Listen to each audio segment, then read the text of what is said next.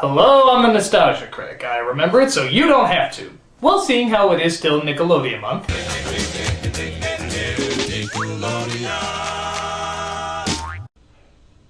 Indeed. I think it's time that we look over another element of Nickelodeon's success, the sitcoms, or as I like to call them, the Nickcoms.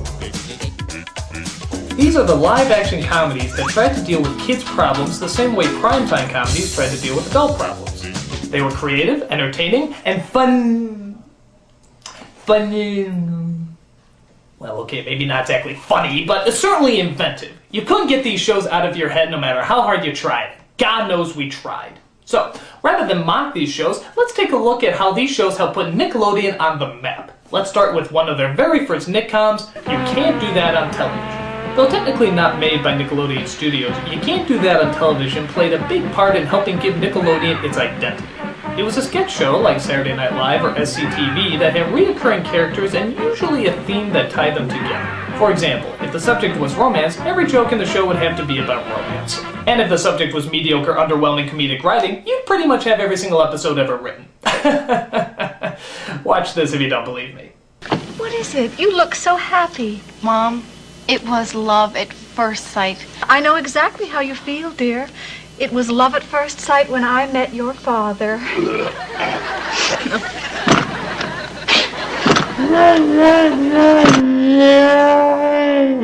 The show aired on Nickelodeon, but got its start in America's humble neighbors to the north, Canada. Which means you always hear my favorite mispronunciation. It's about you socially polite freaks! It's about A-B-O-U-T, not A-B-O-O-T! Stop saying a boot! This is a boot! That is a boat! A boot about, a boot about, a boot about, get it right! Every week they would perform in front of an entire audience of recorded laughter, and they would often have reoccurring characters and setups, like the firing squad, the dungeon, and the dysfunctional family. Just the upbeat, child-friendly scenarios that we're used to. Something you may have noticed is that all the adults are played by just two people, Christine McGlade and Les Lyle, who did the majority of the roles, jumping from fat suit to fat suit. I have nothing against this guy, but I don't know. Tell me if some of these jokes seem a little creepy nowadays. Like when he plays Blip, the arcade repairman. The ideal man for you is Blip? Okay. Alright, come on. Get out of that costume. Oh-ho. I am madly in love with you. Oh, God. Would you please go out to dinner with me? It was a different time. I don't think you have to worry much, though. Most people like to know what kind of gender you are before they start hitting on you, and these kids were often very hard to sort out one from the other. In fact, I often like to play a game at home I like to call Boy or Girl! Alright, let's take a look at our first subject. Short hair suggests male, but the fluffiness of it suggests female. Lack of makeup is more masculine, but then again, those shorts leave very little to the imagination. I'm gonna say boy. I got it! Alright, next one. Long hair covers the ears, but kind of a boyish shirt. I think ultimately I'm gonna go with girl. Alright, I'm gonna have to make it up in the final round. Next subject. Oh my God. I have no idea. Well, the long hair, of course, is feminine, but the lack of any fashion sense is masculine. The earrings, I guess, are a little girlish, but everything else... I'm gonna have to use one of my lifelines. I'm going to call a friend. Hey, Joe! Get over here! What? Get over here! What? The fuck is that? I don't know. What? Don't you have a clue? Could be a dude. Yeah, but look at the earrings! Yeah, but look at the glasses. Alright. I'm gonna say boy. It has to be a boy. What? It's a girl? Oh, bullshit! No, that's unbelievable! No, I don't know what that is. What is that? Look at it! What is It looks that? like a mix between Bill Gates and Velma from Scooby-Doo! What a ripoff! Oh, that is so... Aside from finding gender loopholes, the show mostly told a lot of lame jokes that even most younger kids knew weren't exactly that funny. Hey, Vanessa. Yeah, Lisa? What do you think about computer dating? I think it would be pretty boring. Boring? Why? Well, who wants to go out with a computer? You see, if they wanted to make it like a real locker room, they'd throw in some real high school problems. Like, Hey, Christine. Yes, Alistair? Did you hear that Vanessa got pregnant? Wow, I wonder if she's gonna keep it or abort it. Is abortion even legal in Canada? I don't know. With our healthcare, anything is possible. Hey, Doug! Yes, Vanessa? Is this just a cheap ripoff of Laugh-In? I'm just praying I have a career after this show. That would have been more realistic. Actually, the ironic thing is, for a show called You Can't Do That on Television, it's pretty friggin' tamed. Especially considering that most of the things here they are doing on television! I mean, seriously, things that you can't do on television would look like this. You see? It's nothing. Because you can't do it on television! Okay, for as much as I bad-talk this show, it did start a lot of iconic ideas for Nick. Like the idea of having kids be the star of their own sketch show. The idea that a show with mostly dialogue won't bore kids to death. And of course, the always classic... Yup, that's right. This was the first show to introduce that frog diarrhea known as Nickelodeon slime, which dropped down on the kids every single time they said the phrase, "I don't know." Well, that's kind of random. That's like saying every time I say the word elephant, the Burger King will appear. God, he's creepy. Well, let's jump to the next show in our Nickcoms lineup, Clarissa Explains It All. This show actually wasn't that bad. It wasn't that funny, but did have something kind of likable about it. Now granted, I didn't grow up as a girl, for long. I have a history. But this show did pretty good at keeping both girls and boys interested in the program. What was it about? A teenage girl. And that's about it. Pretty much just a teenage girl. Adventure Home! Hey, come on, that's not very nice. Actually, its star, Melissa Joan Hart, was really what held this show together. It's a shame, because she's always casted in a bunch of kid shit, but I really don't think she was that bad of an actress. But there were other characters on the show, too. Most notably her kid brother, Ferguson, who was determined to make her life a living hell. For the longest time, I thought he was just one of those ventriloquist dummies, but then I found out there was a real actor who played him. Then there's her dopey best friend, Sam, who, for some reason, always enters and leaves through the window. Why doesn't that kid ever use the door? That's a legitimate question. Why doesn't he ever use the door?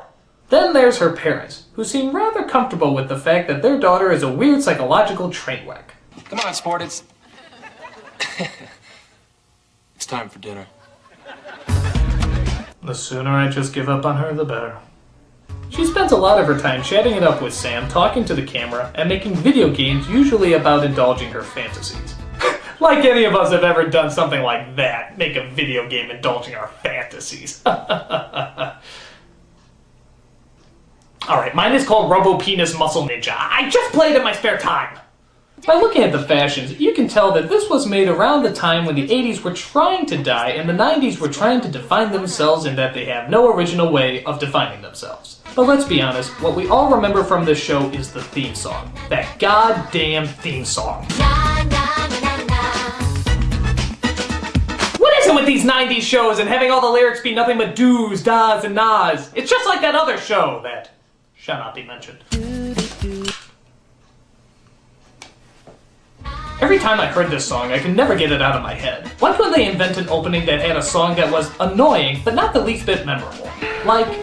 Hey, dude. Hey, dude. Ah, yes, the show that taught us that if you think your life at home was boring, at least you weren't working on an insufferable horse ranch. I mean, for a show having to deal with looking after a ranch in Arizona with horses and everything, this was a really boring show.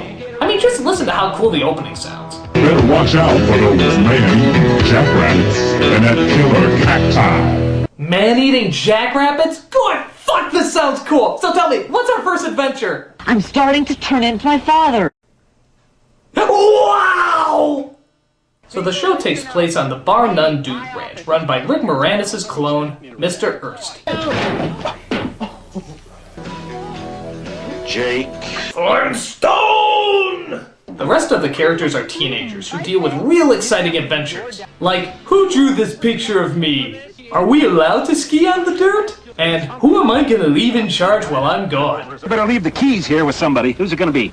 Well, Mr. Ernst, if I may suggest, perhaps you should choose someone that has proven herself or himself to be responsible, good leadership skills, and excellent knowledge of horses. I think you're both right. Danny? Yeah. No! No? I'm the riding instructor. I'm senior staff. All right, fine, then. It'll be one of you two. You decide. No! No? You have to decide, Mr. E. Yeah, Mr. Ernst. I'll flip a coin, Heads, Ted is in charge. Tails, Bradley. I wanted heads. Bradley, please, let's just get this over with. All right.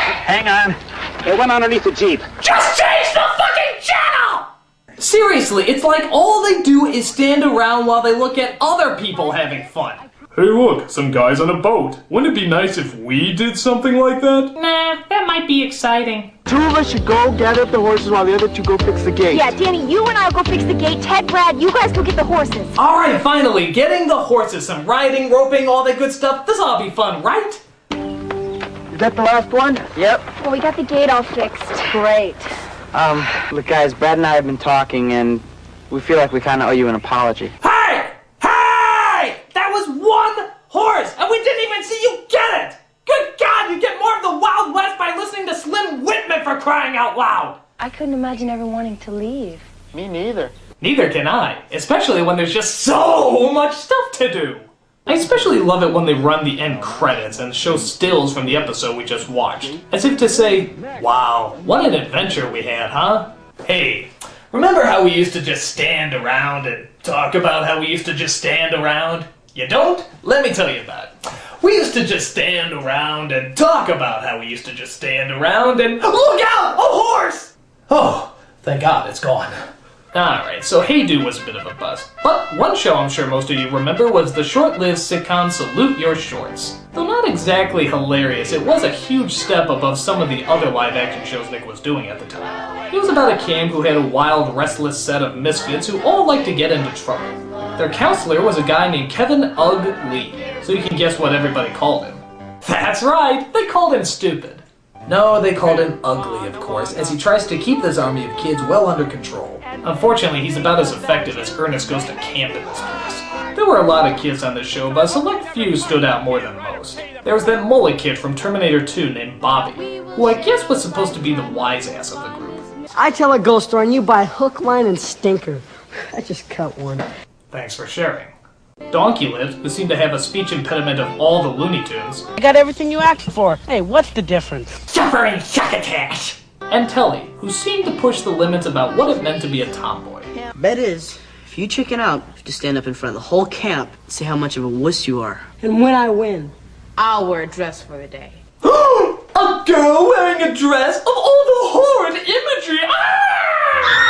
Hey, look, kid, it could be worse. You could be like the hermaphrodite on You Can't Do That on Television, who somehow looks more masculine in feminine clothing. How is that even possible? The episode that most kids remember is the Zeke the Plumber episode, where a lot of the kids are convinced that there's a supernatural ghost named Zeke who's haunting their dreams. Zeke the Plumber? That's not very scary. Now Joe the Plumber? That's terrifying.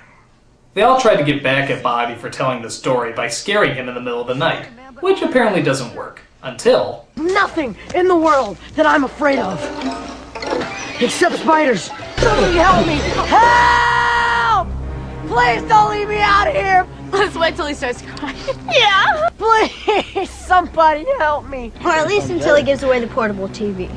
That's right, let him suffer. That's what Jesus would do. Finally deciding to help him out, Bobby wonders why the other kids came to his rescue. And even knowing what a jerk you are, we still came to the rescue. Why? Because you're my friends? No. Maybe it's because we wanted to hear you suffer.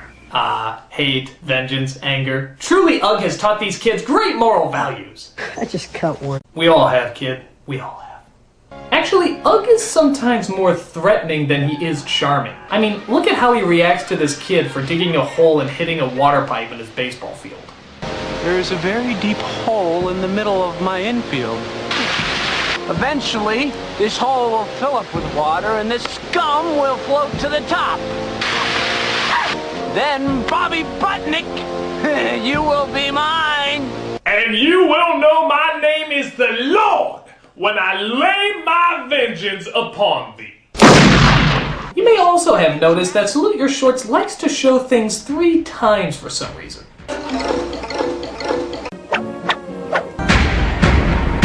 Bullshit, bullshit, bullshit! While not exactly great, Salute Your Shorts did at least try to put some good jokes together and try to make us laugh. And on the whole, it wasn't that bad. It was entertaining enough, the characters were fun, and they actually took advantage of the location they had. But seriously, isn't there a Nickcom out there that was both creative and funny? Isn't there a show that had really good writing, funny setups, and interesting characters? Isn't there a... Now Now here's a show that kicked ass. The Adventures of Pete and Pete. This show was so strange and yet so funny at the same time, making all the little things kids notice seem like huge, groundbreaking adventures. It was kind of like Seinfeld for kids, taking small, unimportant circumstances and turning them into giant, hilarious events. But its brand of strange humor was all its own. The show started off as a series of shorts, and when I say short, I mean short, like 1 to 2 minutes at the most. And since they're so short, I can just go ahead and show you an episode and give you an idea of just how strange it was. Somehow my brother Pete had gotten a job as a stockbroker. What? Ellen was teaching old people how to air swim. Huh? And me, I ended up cutting the longest, stupidest lawn in the world. Okay, that kind of makes sense, but... I began asking myself deep philosophical questions. Like, do dogs go to dog heaven when they die, or do they go to regular heaven? What? Then I tried to blow up passing cars with psychic energy. It only worked once. How? Then the heat would get to me, and I'd start hallucinating about Ellen. But then there she was, with a popsicle and her air swimming cap still on. Why? I told her I still had 6 miles to go. I'll just walk with you a little ways then. What the hell was that? It was like a drive-by of randomness. It just came and went. And it was so funny. The show was pretty much a longer and more detailed version of the shorts, which had every bit of that strange suburban weirdness. Like the fact that their mother had a metal plate in their head that picked up radio waves. Or the fact that for some reason young Pete has a tattoo called Petunia on his arm. Or the fact that, I don't know, they're both named Pete. I mean, what the hell? What parent would be so cruel? It's like naming all the Baldwin brothers Alec, and God knows one Alec Baldwin is too many. There's another character called Artie, the strongest man in the world. Artie, the strongest man in the world! And maybe I'm missing something, but is Artie, special? I never really understood this character. He was kind of like Where's Waldo's mentally handicapped son. I never really saw the point to him.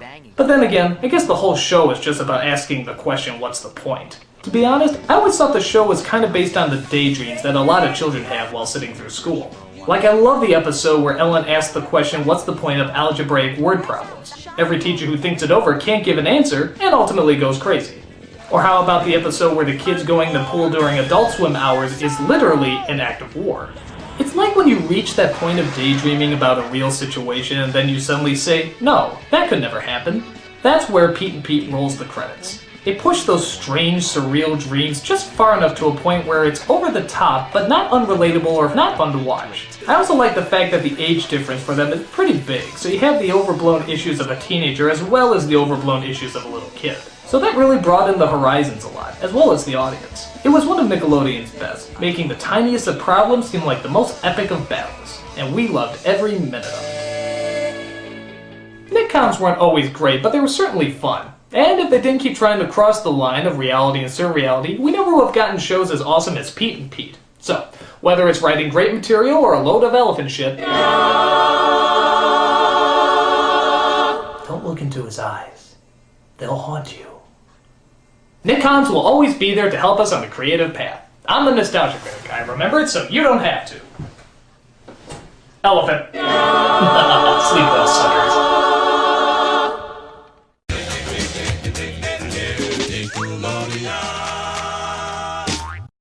I just cut one.